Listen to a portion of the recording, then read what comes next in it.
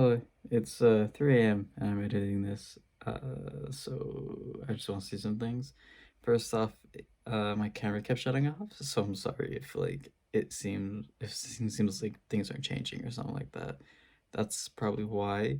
Also, this is my first time doing something like this. Um, which is why I'm not good at explaining my thoughts on these songs. Um, so yeah, if you take a shot every time I say fantastic or I love this track, you will die. So be prepared going into it. That is not a challenge. Enjoy the list.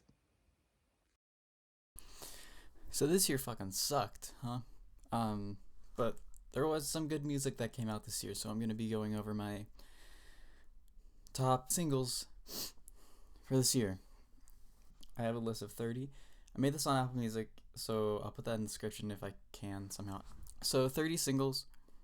Um, let's start. So we'll go from the bottom here. So at number 30, we have When Gods Meet by Blue and Exile. At 29, we have Weed in LA by the Koreatown Oddity, another hip hop track. A lot of character in that track. Ferris Wheel by Sylvan Esso at 28. I've been a big Sylvan Esso fan for a while. 5349, I felt was the best track by Childish Gambino from his pretentious ass album. Stice. If you guys haven't listened to Stice, you need to get on that. Psych is at 20, was that 26? 26 is Psych by Stice. 27, we have The Void, beautiful track by Kid Cudi. 24, I believe now is the Charlie XX ringtone remix by 100 Gex, which I really liked.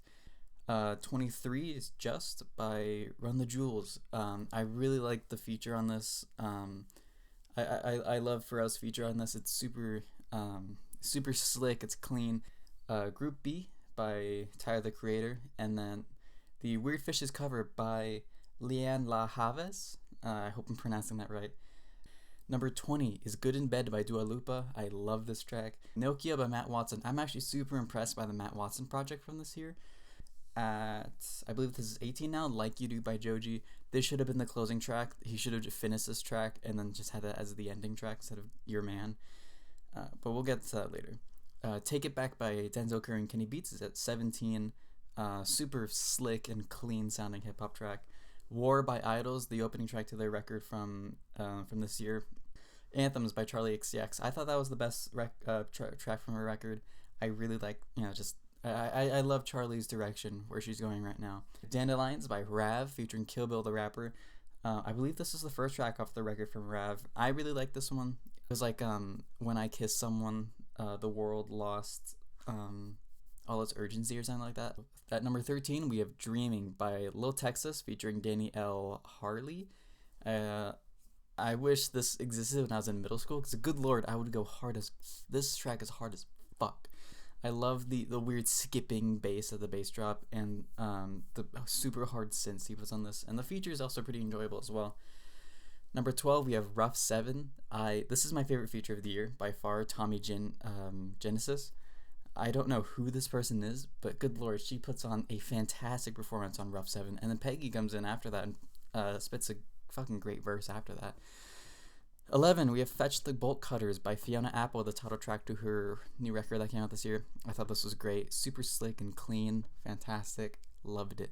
Number 10, we have Blinding Lights by The Weeknd. This was. I always heard this track like on TikTok and stuff. And I was like, yeah, that's good. But never. It didn't hit until I listened to the full record. When it builds up with those. With the super disco sounding synths and then and his vocals coming in, it's just beautiful. I absolutely love this track. It works so much better in the album instead of just the single. At number 9, we have Spotlight by Jessie Ware. I love this. This track is so much fun. It's so catchy, slick. The hook, the chorus is just amazing. I really like the I love the instrumentation. Just everything blends together so well on this track, and it's a fantastic opener for her record that came out this year. Next, we have Blood Money by Poppy. If Poppy doesn't win a fucking Grammy, I don't know what I'll do. I don't know what I'll do. Poppy's Blood Money was fantastic. I absolutely loved this track. I really enjoyed her whole record in general. I believe it's the second, third, and fourth track that were like the highlights for me. Honestly, they were all like pretty much the same for me. Um, yeah, the this one was great and I loved it. Okay, you can say number seven, right? Number seven. One, two, seven. Number seven. You can say whatever you want about the new Gorillaz record. You can't say that Opium by Earth King is not one of the best Gorillaz songs ever. Opium is so much. The Earth King feature is absolutely amazing. And I loved how groovy it was, how catchy it was.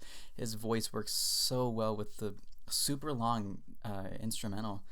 This track goes on for like almost 6 minutes, I think, and every second is deserved just because of just because of that little the Earth King feature and that part. It's so good.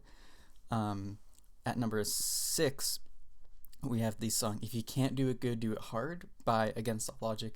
I love the Against All Logic project. I felt this one stood out for me. It's so punchy, it's in your face, and it's aggressive, but it's not overly it's not super noisy. I felt this track was the best one off the Against All Logic project, and I absolutely loved it.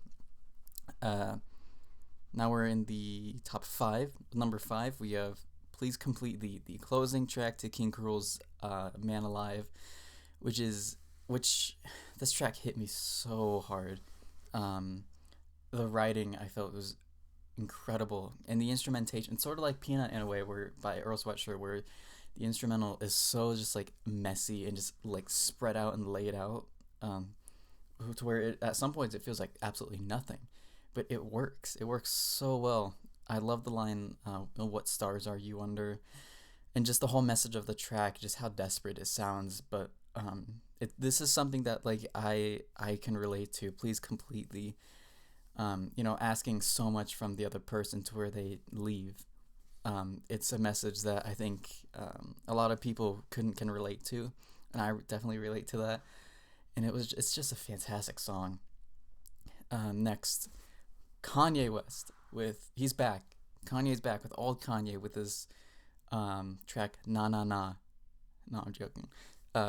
Wash Us in Blood, featuring Travis Scott. The guy from Fortnite actually has a feature on this, which I think is really cool. But yeah, jokes aside, Wash Us in Blood was definitely one of my favorite tracks of the year. I love Kanye. So if he makes a return from, not that Jesus is King is bad, but not that I thought it was bad, I gave it like a 5, but if he returns to sort of like his Ye state, but has these kind of like still brings his Catholic themes to the tracks, I feel like that could be a really interesting and very creative idea. And I think that's kind of what he does here. The writing, the writing is great. I love the line. They're trying to sign a fake Kanye. They're trying to sign a calm Ye. That's good. That's some good shit.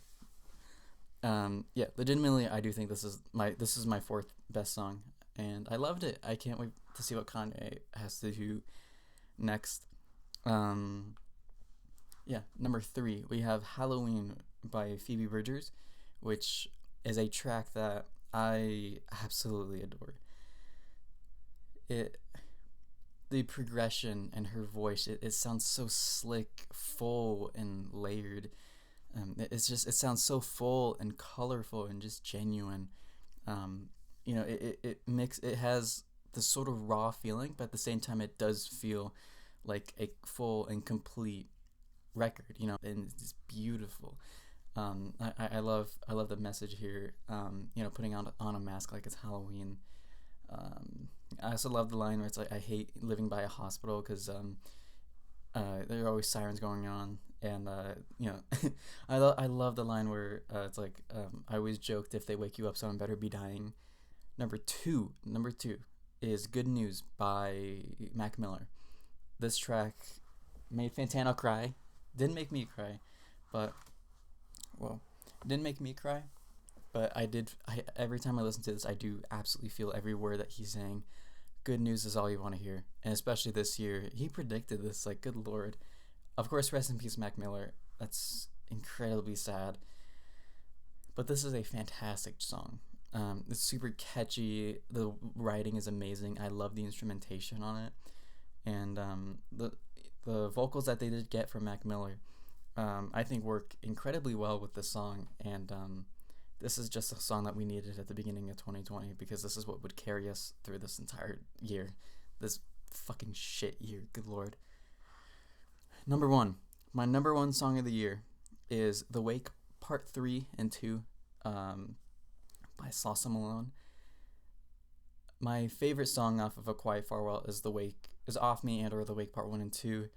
So when I heard those the horns, the trumpets, when I heard those getting reintroduced in this more raw form, it hit me so hard. Salsa Malone is an incredibly talented person. He makes some fantastic art, and just this is I think the best representation of that and the perfect closing track to Creator Speak that came out this year. Yeah, I don't know what to say. The lines, the reintroduction of ideas and lines, perfectly executed, and it's just fucking incredible. So, Salsa Malone, favorite song of the year. Yeah, so those are my songs of the year. If you enjoyed, make sure to give it a like, and the albums will be coming up soon. Yeah.